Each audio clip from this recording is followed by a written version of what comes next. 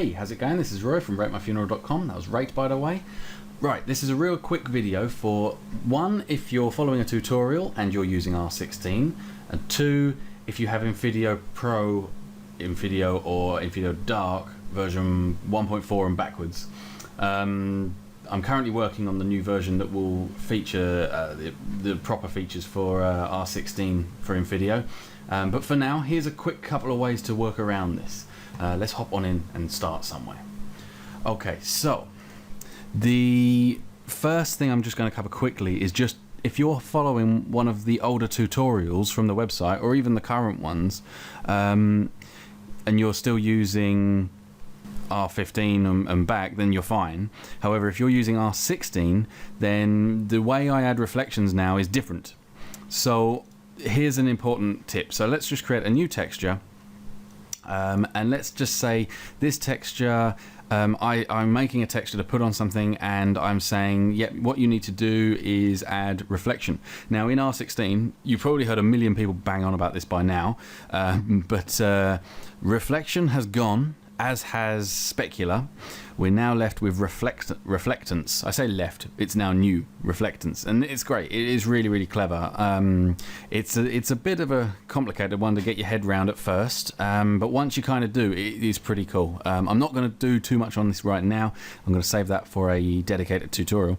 But just for now, let's just see if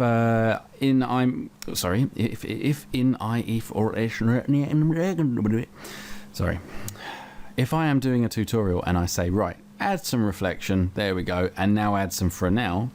Now what you would do is you'd turn on reflectance, and then you'd come into here and you'd just do add, and then a reflection legacy channel, or layer, we should say.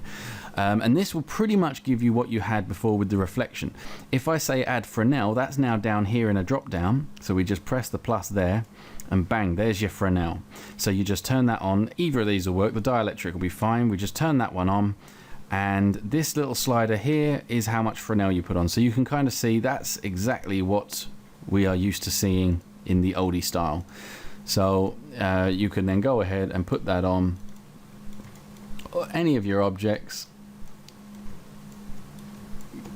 and that will act accordingly, you know, with a bit of reflection and do what it should do. So that's fantastic. Okay, another important point. Let's see. So this is running in Infidio. I've got Infidio Pro in the scene right now. That's how we've got the nice lighting going on here. However, there's one thing that you will have noticed if you've been using it with R16 is the enable floor reflection no longer works. This is a bit of a shame, but it should, in theory, just work, but for some reason it doesn't, and I've played with it and I haven't completely figured out why it's not working as it should. So for now, there's like a nice way to just get around this. So just make sure you enable it here, because if we hop on into our texture for the studio, which is just here, if you see when you do enable it in Infidio, it still does turn it on, but it just doesn't add this reflectance layer.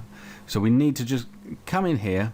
This is only if you want reflection on the floor, which is normally nice to have at least a little bit, depending on what type of studio you're doing.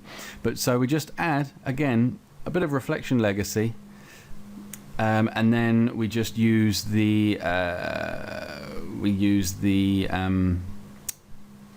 is it reflection strength? Yes, we just use the reflection strength there, and we just pull that back a little bit.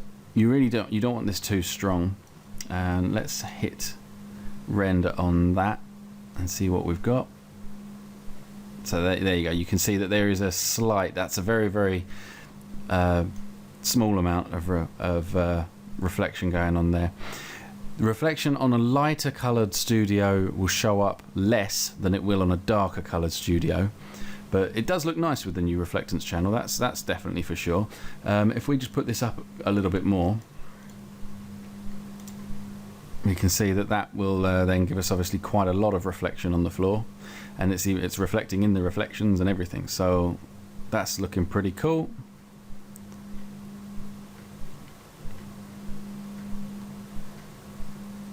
Excellent. So yeah, so you can kind of see how to get some reflection into the floor quite easily. If you then did want to add some of the blur, which we normally do from this slider here, you can just up this roughness a little bit. So under roughness, you don't want to do this too much. I mean, if we just do this, say 2, and then just hit render out on that, you'll see that the difference, you should see quite a difference just with sort of 2. You see it gives you this slightly blurry line, and it sort of fades out to nothing quite quickly. So like I say, it does make some pretty nice results. So I'm really looking forward to getting NVIDIA working like fully properly with it.